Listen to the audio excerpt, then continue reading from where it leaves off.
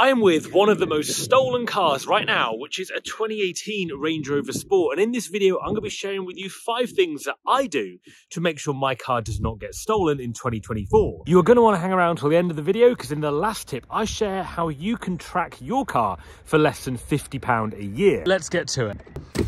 So there are a few reasons why modern cars are stolen, but one of the most common ways that cars are stolen right now is through relay car theft. So relay car theft, how it works: 2 people come to your house, let's say they want to nick your car. One of them scans your keys with some sort of a device on the outside of your house to pick up the signal from your key. And the other person goes near your car and they relay the signal as if they've got the keys on them. And therefore, with the keyless entry, they can open your car and they can either plug into OBD port in your car and start the vehicle, or they can just start the car because the car thinks the key's with them, even though it's actually still in your house. They can kind of mirror the signal out with these devices. And so the important thing to think about is, how are you going to stop the thief getting near your keys, scanning your keys, and then being able to open your car and drive away? And so the first thing that I recommend, and first thing I do with my keys, is use a signal blocker. Now, that can be as simple as a small Faraday pouch, and I have one right here. This is a little case that you put your keys in at night time or wherever you are, basically, because I know these cars also get stolen if you're out for lunch or whatever. People, you park your car up, people just take them. Put your keys in this, and then your key cannot be scanned. Super cheap to buy online. That's what I use for my keys. But what happens if you're buying a car? How do you know that it's not been stolen, like in that last video I just showed? Well, I use a website called Car Vertical, and it's basically a car checker that checks over 30 countries for all of their history. So let's have a look at this one here, for example. This is a BMW 3 Series, it's 2017, and you can see here, you get the mileage, you get the financial and legal status, and you also see if it's been damaged or stolen. So this one here, you'll see it's got a couple of green ticks, but also a little yellow box as well. And actually, if we go down here, you can see these are the photos of that damage. And if you go to show more, what you'll see is you'll see the photos in 2019 when this car was pretty badly smashed up. And then you'll see actually in 2021, that's it, when it's been repaired. You can also see on this vehicle as well if it's been stolen. Therefore, we didn't find any records for the vehicle stolen, which is great. What you can look at if you're looking at buying a car, you don't want to buy a stolen one.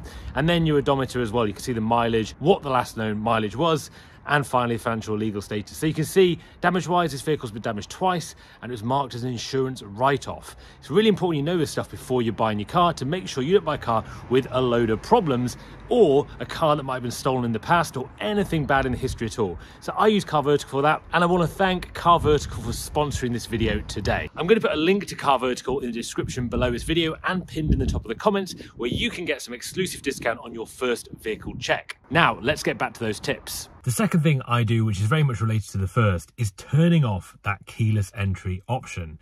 And although it's very handy when you've got your shopping, you're walking up to your car and you want to open the door without your key, it also presents a great opportunity for someone to scan your key and then open your car, basically. So one of the things you can do, which probably I would advise most people doing if they have keyless entry to prevent them being stolen, particularly any Range Rover model like this, because this is how the majority of these cars are getting stolen, is doing a very simple thing with your keys. So if you've got a vehicle that's not a Land Rover, check your handbook out in your glove box to see how you do it on your keys. On a Land Rover key, which looks like this, you have a few buttons on the front, and I'm going to show you the sequence which you need to press it in to take that keyless function away. I need to ask you guys for a very quick favour, and it's completely free.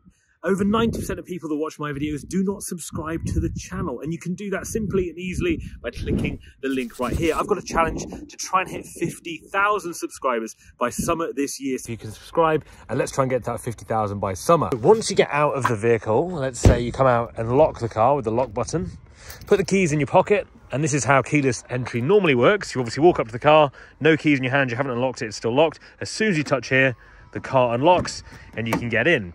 Now, to turn that off, this is what you need to do. We want to unlock the car on the keys. We want to open the car door, get inside the car, and within the first 3 seconds of the door being open, you want to go 1, 2, 3, unlock. So 3 times on the light button, once on the unlock button, and that should have turned the keyless entry off. A really easy thing to do and well worth doing if you can on your vehicle. Number 3 is physical lock. So the good old steering lock or pedal lock you can put onto your car. So a steering lock, although isn't the ultimate security solution, definitely makes it harder to steal your car. And although they went out of fashion because cars got safer, with this rise in keyless car theft, it's well worth thinking about putting a steering lock on.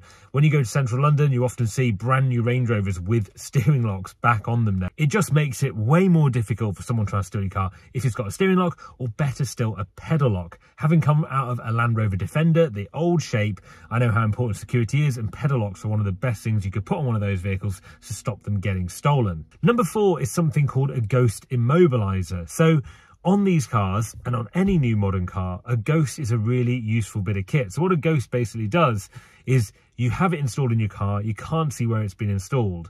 But what it means is when you're in it, to start the car, you have to enter a sequence of commands. And so that could be like, flash your lights twice, press the horn. That means your car would start, and that sequence is unique to you. And so it might be using the buttons inside the car to help start the vehicle. And so without knowing that unique sequence, you're not able to start the car. So ghost immobilisers are renowned for being one of the best security solutions you can have for your car, particularly in a Range Rover. And finally, tip number 5, and I did say this one was going to be a little bit special. So number 5 is a tracker. Now, as you probably know, most modern cars come with trackers. You can usually track your car on the phone or whatever on an app, but often the people stealing your car know where the tracker is, and you'll often find cars dumped by the side that have had the tracker ripped out of them, for example. So trackers are easy to find, they're very predictable where they're placed.